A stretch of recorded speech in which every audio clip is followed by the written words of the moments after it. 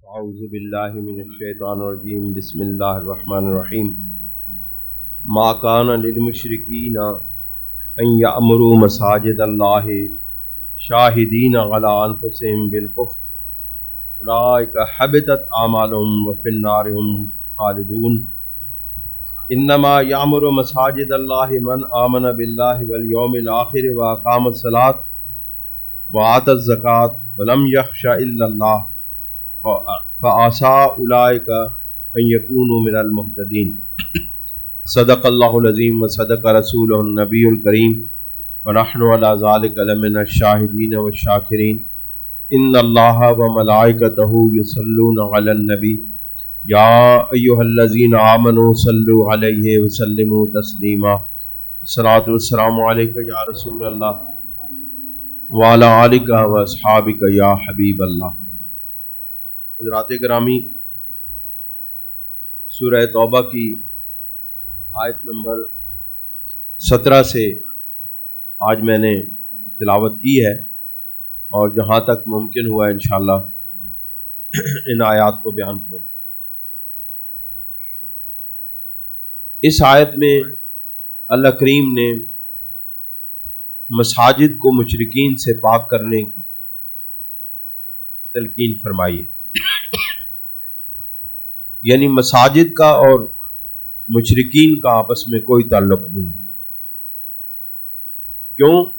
اس کی وجہ یہ ہے کہ مسجد وہ مقام اور وہ پاک جگہ ہے جہاں صرف اور صرف اللہ رب العزت کی بارگاہ میں سجدہ ریز ہوا جاتا ہے، اس کی بارگاہ میں جھکا جاتا ہے اور اسی سے اپنی نیاز، اسی کی بارگاہ میں اپنی نیاز پیش کی جاتی ہے۔ اپنی عاجزی، اپنی انکساری، اپنی ذلت کا اظہار صرف اللہ رب العزت کی بارگاہ میں کیا جاتا ہے، اور جہاں یہ عمل سر انجام پاتا ہے ان کو لوگ مسجد کہا کرتے ہیں۔ اللہ کریم نے ارشاد فرمایا ما کان للمشرکین ان یعمروا مساجد اللہ شاہدین علی انفسہم بالکفر، کہ وہ لوگ، وہ مشرکین، ان مشرکین کے لیے یہ بات جائز نہیں ہے، روا نہیں ہے کہ وہ مساجد کو آباد کریں، یعنی وہ اللہ کی مسجدوں کو آباد کریں، حالانکہ ان کے اپنے نفس، ان کے اپنے روح، ان کے اپنی جان، ان کا اپنا باطن کفر پر گواہی دے چکا ہے، یعنی وہ اندر سے کافر ہیں، لہذا ان کے لیے یہ بات جائز نہیں ہے کہ وہ اللہ کی مسجدوں کو آباد کریں۔ یا یہ ہو سکتا ہے کہ اس کا دوسرا معنی یہ ہو سکتا ہے کہ کفار و مشرکین وہ لوگ ہیں جو مسجدوں کو آباد نہیں کرتے، بلکہ مومنین اہل ایمان وہ لوگ ہیں جو مسجدوں کو آباد کرتے ہیں۔ اب وہ کفار جن کے باطن، جن کے اندر کفر پر دلالت کرتے ہیں، کفر پر گواہی دیتے ہیں، لیکن وہ اہل ایمان جو مساجد کو آباد کرتے ہیں ان کے باطن، ان کے اندر ایمان پر گواہی دیتے ہیں۔ یہ فرق ہے مشرکین، کفار اور مومنین کا۔ اہل ایمان کے باطن کی اور ظاہر کی گواہی اللہ رب العزت کی وحدانیت کی ہے، جبکہ دوسرے حضرات کے لیے، یہ کفار کے لیے، مشرکین کے لیے باطن کی گواہی بھی کفر پر ہے اور ظاہر کی گواہی بھی کفر پر ہے۔ پھر فرمایا اولئک حبطت اعمالہم، یہ وہ لوگ ہیں، یعنی جو مشرکین ہے، یہ وہ لوگ ہیں جن کے اعمال ضائع کر دیے۔ انہوں نے کتنے اچھے عمل کیے، ہسپتالیں بنائی ہوں، کوئی ادارے بنائے ہوں، کوئی تعلیمی ادارے بنائے ہوں، کوئی ویلفیئر سوسائٹیاں بنائی ہوں، اللہ کریم نے ان کے ان تمام اعمال کو عقارت اور بیکار اور خبط کر دیا، اور یعنی کہ ان کو ضائع کر دیا ہے۔ کس وجہ سے؟ کہ وہ اللہ تعالیٰ کی وحدانیت پر، رسول اللہ صلی اللہ علیہ وسلم کی نبوت پر ایمان نہیں رکھتے۔ اس کا مطلب ہے کہ ایمان اور عقیدہ یہ وہ بنیادی چیز ہے جس پر کسی کے عمل کی عمارت کی تعمیر ہوتی ہے.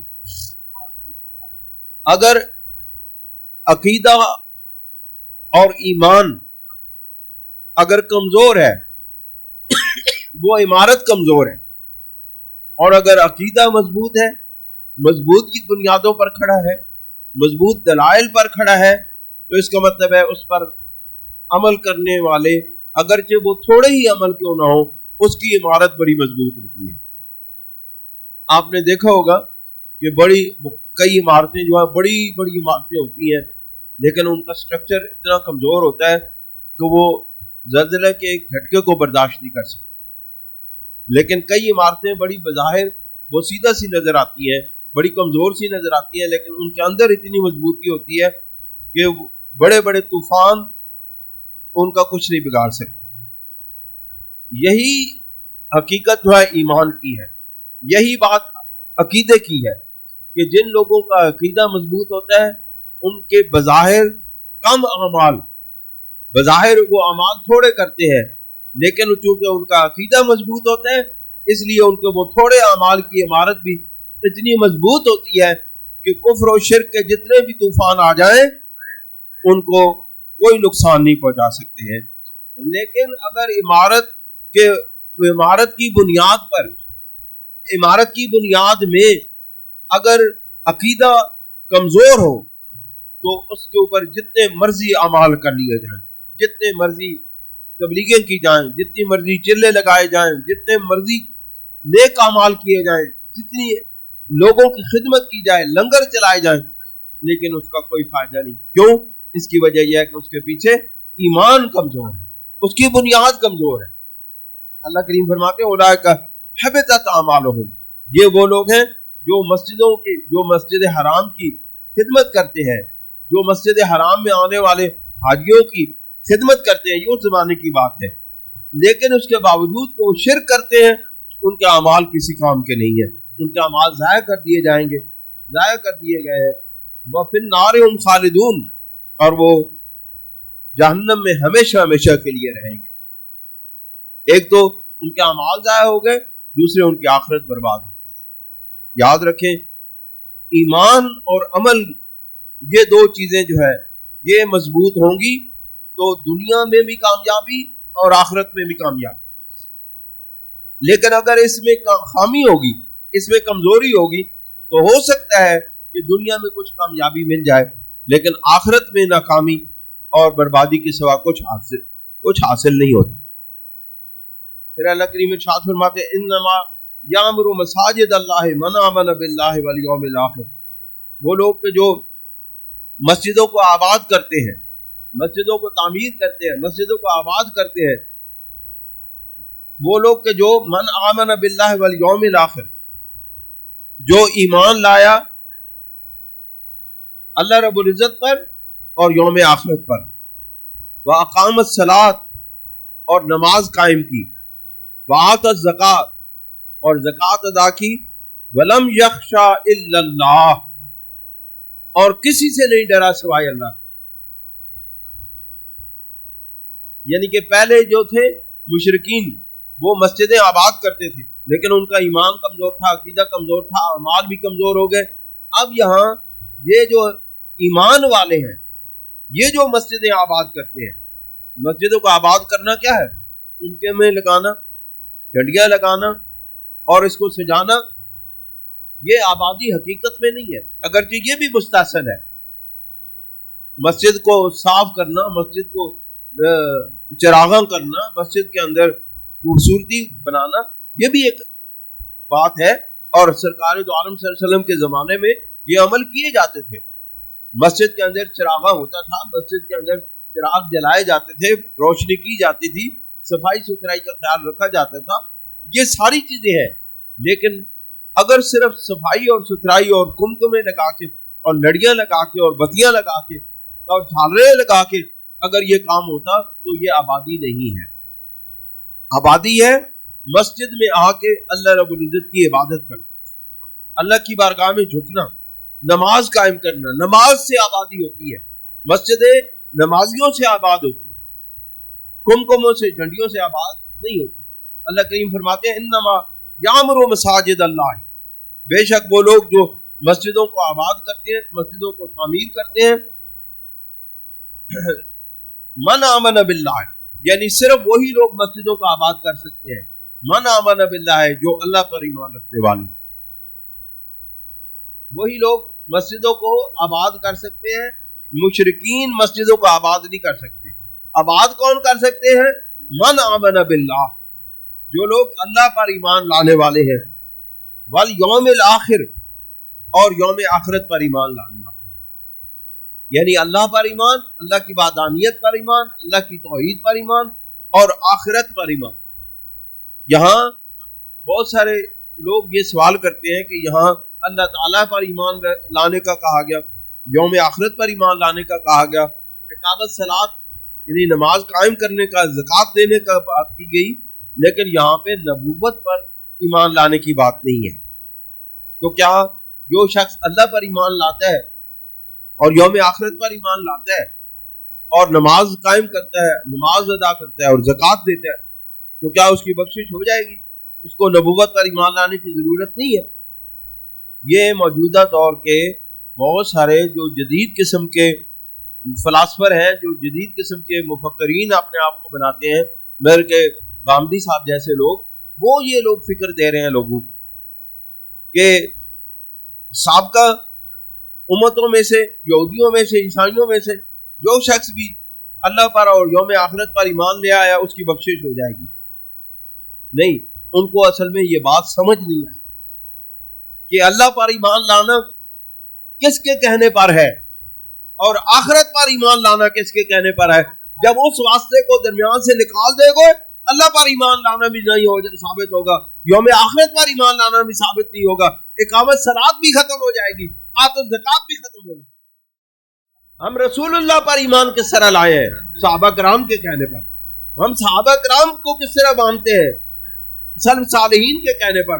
सल्फ सालिहीन को किस तरह मानते हैं? अपने आबाओ अजदाद जो राह हक पर चलने वाले थे, उन्होंने हमें बताया कि वो लोग, ये जो लड़ी है, ये जो सिलसिला है, ये हक तक पहुंचने वाला है, ये हक तक पहुंचाने वाला है। लिहाजा हमने अपने आबाओ अजदाद को देखा जो सही रास्ते पर चलने वाले थे, हमने उनको उस अमल पर और यकीन पर और अकीदे पर ईमान लाए और उसको कबूल किया, उसकी वजह से हम अल्लाह और उसके रसूल तक पहुंचे। ये सिलसिला ऐसे नहीं है।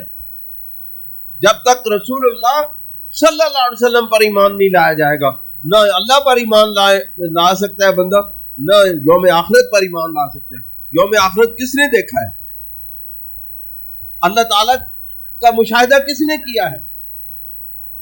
अल्लाह रब्बुल इज्जत की मार्फत कामिल, मार्फत तामा किसने हासिल की है? रसूलुल्लाह सल्लल्लाहु अलैहि वसल्लम ने हासिल। हमें रसूलुल्लाह सल्लल्लाहु अलैहि वसल्लम ने अल्लाह रब्बुल इज्जत की मार्फत अता फरमाई। अल्लाह रब्बुल इज्जत के बारे में बताया है, हमने उसको माना है। अल्लाह ताला की वाहदानियत पर, वाहदानियत के मुताबिक बताया, हम उस पर ईमान लाए हैं। जिन जिन चीजों पर अल्लाह के रसूल सल्लल्लाहु अलैहि वसल्लम हमें बताते रहे, हम उस पर ईमान लाते हैं। आखिरत को किसी ने देखा है? कोई आखिरत आज तक दुनिया में बताओ, कोई ऐसा वाकया हुआ हो कि कोई मरने के बाद वापस आया हो जिसने हमें आखिरत के हालात बताए? आज तक जो दुनिया से गया, हजरत आदम अलैहिस्सलाम से लेकर आज तक और आज के बाद क़यामत तक जो दुनिया से जाएगा, वो वापस नहीं आएगा, वापस नहीं आता। एक मर्तबा चला गया, फिर वापस नहीं आया। तो हमें किसने बताया आखिरत के अहवाल के बारे में? हमें किसने बताया है? हमें रसूलुल्लाह सल्लल्लाहु अलैहि वसल्लम ने बताया, हमें अपने आका और मौला हुजूर अलैहिस्सलाम ने बताया, हमें आपने बताया कि कब्र के अंदर ये हिसाब किताब होगा। कब्र के अहवाल बताए, आखिरत के अहवाल बताए, यौम महशर के अहवाल बताए, जन्नत और दोज़ख के अहवाल बताए, पुल सिरात का बताया और दीगर मामलात बताए। किसने बताए? आका और मौला हुजूर कुल्लू सय्यद आलम सल्लल्लाहु अलैहि वसल्लम ने बताया। हम सरकार की उन बातों पर ईमान ले आए। आज बहुत सारे लोग कहते हैं, ओ जी कब्र में अजाब नहीं होगा, कब्र का अजाब नहीं है, ये नहीं है, वो नहीं है, बहुत सारी बातें लोग करते हैं। और जी कुरान में ये साबित नहीं है कि कब्र का अजाब नहीं है। भाई कुरान में किस तरह साबित नहीं है? कुरान की ही बात तो रसूलुल्लाह ने बताई है। सरकार दो आलम सल्लल्लाहु अलैहि वसल्लम ने कब्र के अहवाल बताए हैं। अब हमें किसने बताया है कि बंदे को जब कब्र में रख दिया जाता है तो दफनाने के बाद जिस वक्त लोग अपने घरों को चलते हैं तो वो कब्र वाला जिंदा हो जाता है और ऊपर चलने वालों के ऊपर जमीन पर चलने वालों के कदमों की आवाज उस कब्र के अंदर सुनता है। ये हमें किसने बताया? रसूलुल्लाह सल्लल्लाहु अलैहि वसल्लम ने बताया। हम रसूलुल्लाह सल्लल्लाहु अलैहि वसल्लम पर ईमान लाए। फिर आगे देखें, वाकामत सलात, और वो शख्स नमाज कायम करता है। नमाज किसके कहने पर कायम की जाती है? सरकार दो आलम सल्लल्लाहु अलैहि वसल्लम के कहने पर। सरकार के अमल की मिसल करना, सरकार के अमल की नकल करना ही तो नमाज है। आज तक जिस तरह रसूलुल्लाह सल्लल्लाहु अलैहि वसल्लम ने नमाज पढ़ी है, जिस तरह आका अलैहिस्सलाम ने नमाज पढ़ी है, आज कोई उसकी रकतें बदल के देखे। 4 रकतें फर्ज की रसूलुल्लाह सल्लल्लाहु अलैहि वसल्लम ने पढ़ी है, कोई 3 पढ़ के जो दिखाए, जहां 3 पढ़ी है कोई 4 पढ़ के जो दिखाए, कोई तस्लीम नहीं करेगा। क्यों? उसकी वजह यह है कि उसके उस अमल के पीछे सरकार दो आलम सल्लल्लाहु अलैहि वसल्लम के अमल की तायीद मौजूद नहीं है। हम उसी चीज को मानते हैं, सिर्फ उसी अमल को मानते हैं, सिर्फ उसी बात को मानते हैं जो सरकार दो आलम सल्लल्लाहु अलैहि वसल्लम ने अदा फरमाई है। नमाज जिस तरह सरकार ने अदा फरमाई है हम उसी को तस्लीम करते हैं। उसके अलावा कोई और तरीका बेशक बना ले, 1000 तरीके बना ले नमाज अदा करने के, हम नहीं माने। तो हमें सरकार ने बताया कि नमाज इस तरह करनी, वात ज़कात, और नमाज कायम करते हैं। वही लोग मस्जिदों को आबाद करते हैं जो अल्लाह पर ईमान लाते हैं, जो आखिरत पर ईमान लाते हैं, जो नमाज कायम करते हैं और ज़कात देते हैं। ये सारे अमाल मेरे सरकार के अमाल हैं।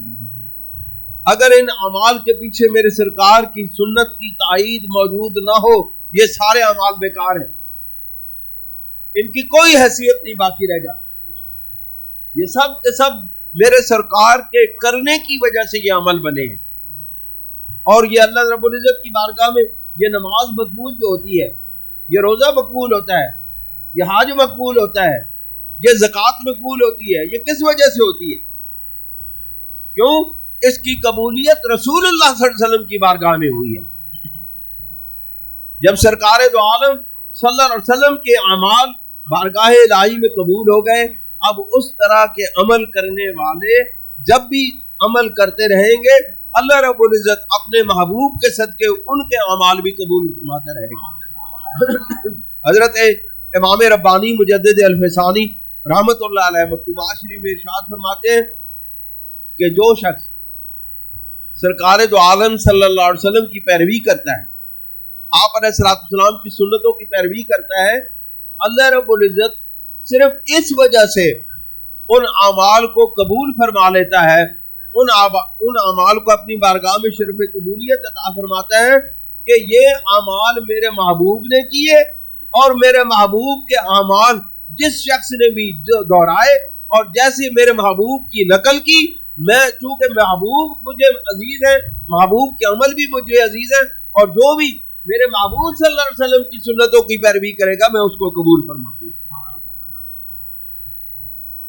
ये किस वजह से हमारे अमाल कबूल हो रहे हैं? प्यारे आका व मौला हुजूर नबी करीम सल्लल्लाहु अलैहि वसल्लम की वजह से कबूल हो, वरना हमारे अमाल क्या?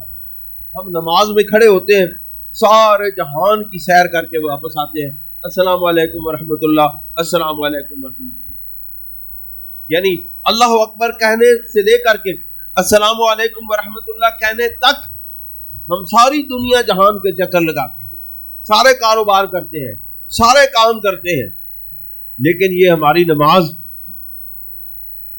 क्या हमारे इस तरह पढ़ने से काबिल कबूल है? कतई नहीं। ये इस वजह से काबिल कबूल है कि ये मेरे महबूब सल्लल्लाहु अलैहि वसल्लम की सुन्नत अदा की जाए। हम कितने खुशकिस्मत लोग हैं, हम कितने खुशकिस्मत लोग हैं कि हमारे अमाल हमारे आका व मौला हुजूर सरवर दो आलम सल्लल्लाहु अलैहि वसल्लम की वजह से कबूल है। फिर फरमाया वलम यख्शा इल्लल्लाह। फिर मस्जिदों को आबाद करने वाले की बड़ी निशानी ये है कि वो किसी से नहीं डरते सिवाय अल्लाह। उनको किसी की परवाह नहीं होती, वो किसी से डरते नहीं है, किसी का खौफ नहीं खाते हैं सिवाय अल्लाह।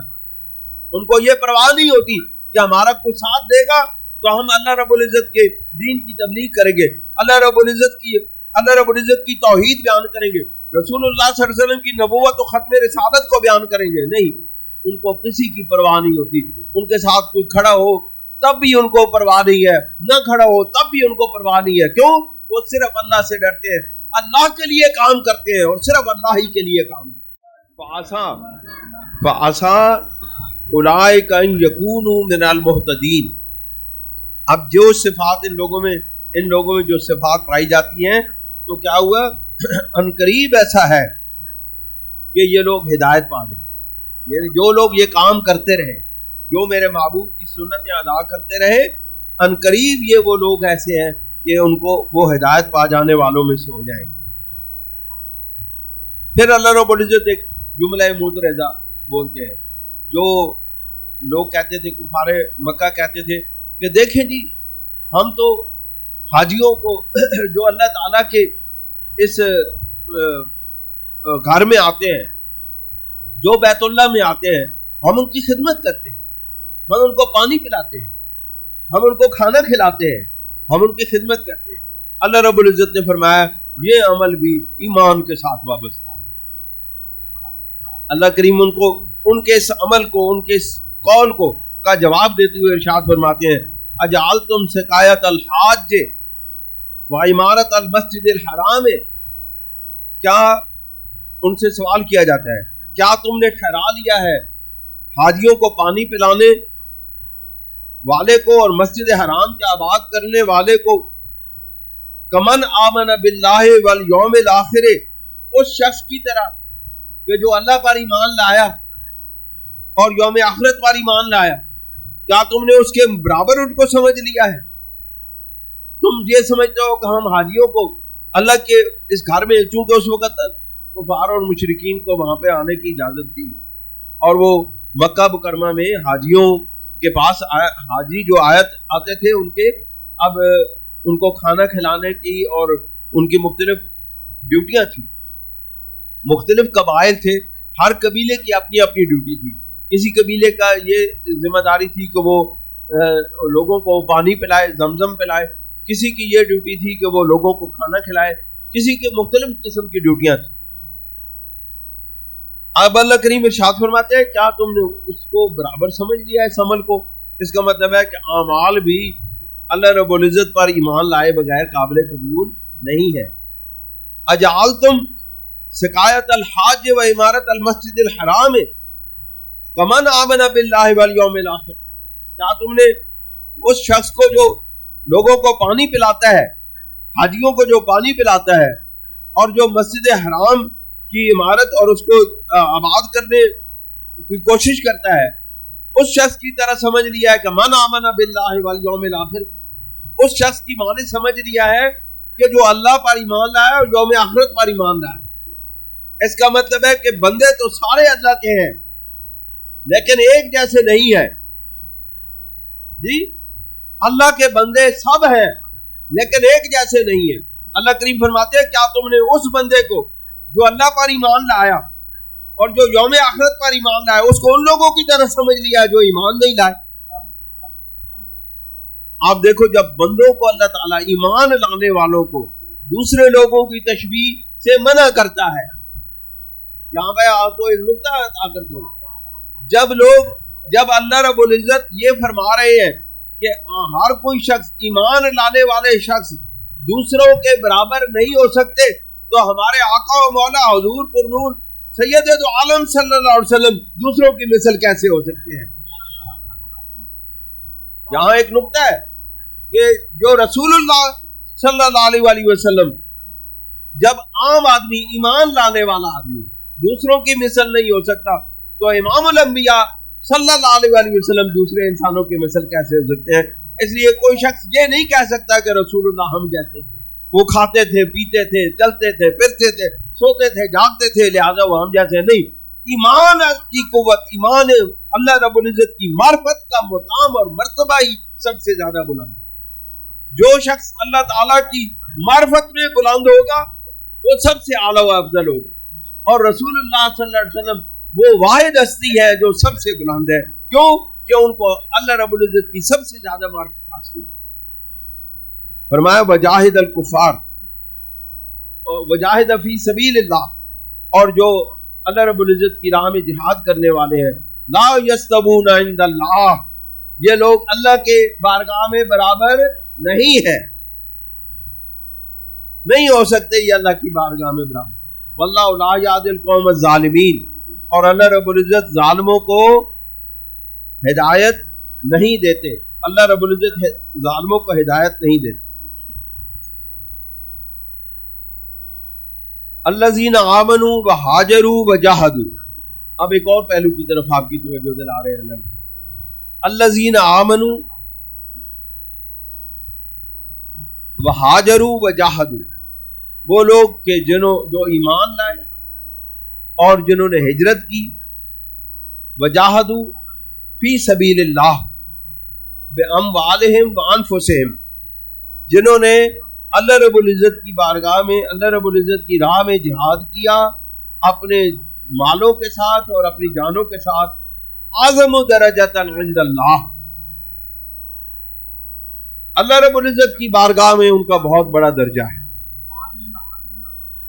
व उलाइका हुमुल फाइजून, और यही वो लोग हैं जो कामयाब है, यही वो लोग हैं जो कामयाब है।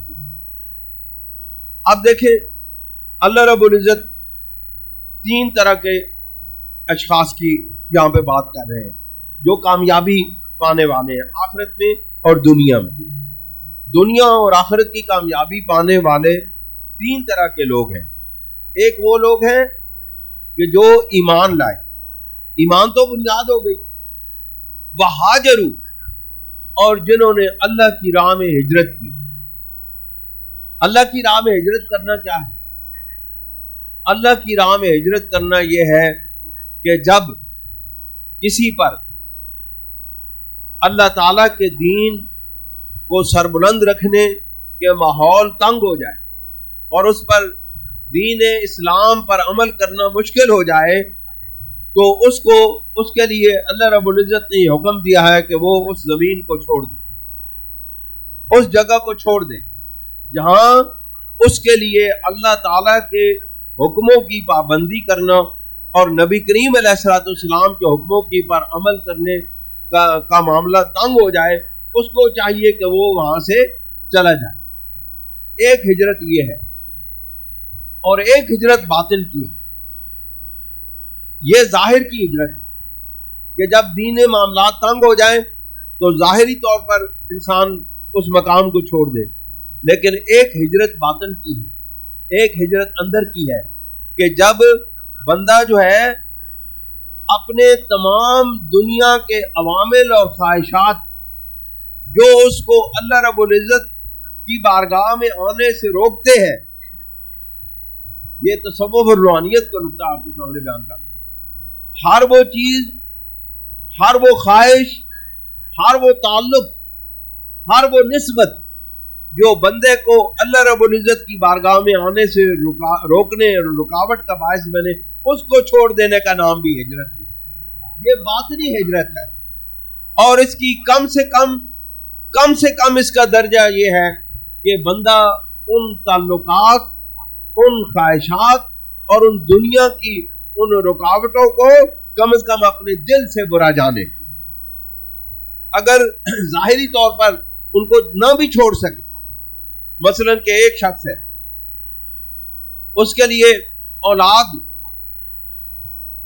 उसके लिए मुश्किलात पैदा कर रही है, औलाद की मोहब्बत उसको अल्लाह की बारगाह में आने से रोक रही है, औलाद की तरक्की और उसकी सरबुलंदियों के लिए जिदोजहद उसको बारगाह इलाही में आने से रोकती है। वो बंदा ये चाहता है कि मेरी औलाद तरक्की कर जाए या मेरे घर वाले तरक्की कर जाएं और मैं उसके लिए जिदोजहद करता रहूं और वो अल्लाह ताला की बारगाह में आने से रुक जाए, तो इस चीज को छोड़ देने का नाम हिजरत। यानी जब अल्लाह ताला के और किसी और चीज के दरमियान टाई पड़ जाए, किसी और ताल्लुक और ख्वाहिश के दरमियान और अल्लाह रब्बुल इज्जत के दरमियान, अल्लाह की मोहब्बत के दरमियान अगर तनाव टाई पड़ जाए और एक को इख्तियार करने से दूसरी जाया होने का खदशा पैदा हो जाए, तो अल्लाह को पकड़ लेना, अल्लाह की तरफ आ जाना, अपनी औलाद, अपने ताल्लुकात, अपने रिश्तेदारियों को छोड़ देने का नाम ही अल्लाह रब्बुल इज्जत पर ईमान लाना है और हिजरत करना है। ये बातनी हिजरत, ये वो बातनी हिजरत है जो एक सालिक, एक सलूक पर चलने वाला एक बंदा, एक अल्लाह रब्बुल इज्जत की बारगाह में झुकने वाला बंदा जो है, जब अपने बातिन की ख्वाहिशात को छोड़ के अल्लाह रब्बुल इज्जत की बारगाह में आकर झुक जाता है, तो ये समझो कि क्या होता है, ये अंदर की बातिनी हिजरत करता है। और तसव्वुफ और रूहानियत में बातिनी हिजरत की बहुत बड़ी अहमियत है। फिर अल्लाह करीम इरशाद फरमाते हैं कि ये वो लोग जो हिजरत करते हैं, वजाहिदू फी सबीलिल्लाह बिअम्वालिहिम व अनफुसिहिम, और वो लोग जो अपनी मालों के साथ और अपनी जानों के साथ अल्लाह रब्बुल इज्जत की राह में जिहाद करते हैं। माल भी अल्लाह ताला की बारगाह में पेश कर देना और अपनी जान भी पेश कर देना, ये हकीकी जिहाद है अल्लाह रब्बुल इज्जत की राह में। सहाबा कराम रिज़वानुल्लाह ताला अलैहिम अजमईन की जिंदगी आप उठा के देखें, सरकार दो आलम सल्लल्लाहु अलैहि वसल्लम के गुलामों ने तारीख के अंदर इसकी मिसाल नहीं मिलती जिस तरह सहाबा कराम रिज़वानुल्लाह ताला अलैहिम अजमईन की मिलती है, कि जिन्होंने अपना सब कुछ, अपना माल, अपनी जान, अपनी औलाद, सब कुछ बारगाह मुस्तफा में पेश कर और सब कुछ छोड़ दिया मोहब्बत रसूल सल्लल्लाहु अलैहि वसल्लम पर। आज हम भी रसूलुल्लाह की मोहब्बत का दावा करते हैं, लेकिन अगर हमें कहा जाए कि आज दीन के लिए अल्लाह और उसके रसूल सल्लल्लाहु अलैहि वसल्लम की मोहब्बत की खातिर अपने माल पेश करो, तो हम देखते हैं मुझ समेत हम देखते हैं कितने लोग माल पेश करते हैं। जान तो अगला मरला है, हम तो पहले मरले में भी दाखिल नहीं होंगे, सोचने की बात है। हम तो जिहाद के पहले मरले में भी शामिल नहीं हुए और हम नारे लगाते हैं अल जिहाद अल जिहाद अल जिहाद अल जिहाद। नारे लगाने से अल जिहाद नहीं होता, अमल से अल जिहाद होता है। अल्लाह ताला की रजा के लिए अपना सब कुछ कुर्बान कर देना, अपनी ख्वाहिशात को छोड़ देना, अपने माल, जान, इज्जत, आबरू अल्लाह और उसके महबूब सल्लल्लाहु अलैहि वसल्लम की बारगाह में पेश कर देने का नाम जिहाद है। अल्लाह करीम फरमाते हैं आज़मु दरजतन इंदल्लाह, उनका बहुत बड़ा दर्जा है अल्लाह ताला की बारगाह में, अल्लाह ताला की बारगाह में उनका बहुत बड़ा दर्जा है। व उलाइका हुमुल फाइजून, और यही वो लोग हैं जो कामयाबी पाने वाले हैं। इन्हीं लोगों को कामयाबी मिलेगी जो अल्लाह ताला की बारगाह में सबसे पहले कामयाबी पाने वाले कौन लोग हैं, हिदायत पाने वाले कौन लोग हैं, जो अल्लाह पर ईमान लाते हैं, जो रसूलुल्लाह पर ईमान लाते हैं, जो आखिरत पर ईमान लाते हैं, जो नमाज कायम करते हैं, जो ज़कात अदा करते हैं, ये लोग हिदायत वाले हैं, हिदायत पाने। अब हिदायत से अगला दर्जा क्या है, अल्लाह ताला की बारगाह में शर्फ कबूलियत पा लेना। अल्लाह ताला की बारगाह में शर्फ कबूलियत पा लेना, इसलिए हमेशा दुआ किया करो अल्लाह ताला हमें मकबूलियत अता फरमाए। अल्लाह करीम से ये दुआ किया करें, जब भी कोई नमाज पढ़े, कोई नेक काम करे, अल्लाह रब्बुल इज्जत से ये दुआ किया करें, या अल्लाह तू इसको कबूल फरमा ले, क्योंकि जब तक कबूलियत अल्लाह ताला की बारगाह में नहीं होगी, हमारे अमाल की कोई कीमत नहीं, कोई कदर नहीं। फिर अल्लाह करीम इरशाद फरमाते हैं युबश्शिरुहुम रब्बुहुम बिरहमतिन, अल्लाह रब्बुल इज्जत उनको खुशखबरी देता है। युबश्शिरुहुम रब्बुहुम, उनका रब उनको खुशखबरी देता है किस चीज की, बिरहमतिन मिनहु व रिदवानिन व जन्नातिन लहुम फीहा नईमुन मुकीम। ये वो लोग हैं, इस तरह अमल करने वाले लोग, ये वो लोग हैं जिनको अल्लाह रब्बुल इज्जत खुद खुशखबरी देता है, इस अपने اپنی رحمت کی اور اپنی خوشنودی کی. کس طرح کہ وہ ایسے باغات میں ہوں گے، ان کے لیے ایسے باغات تیار کیے گئے ہیں جو دائمی اور ہمیشہ کی نعمت والے باغات ہیں.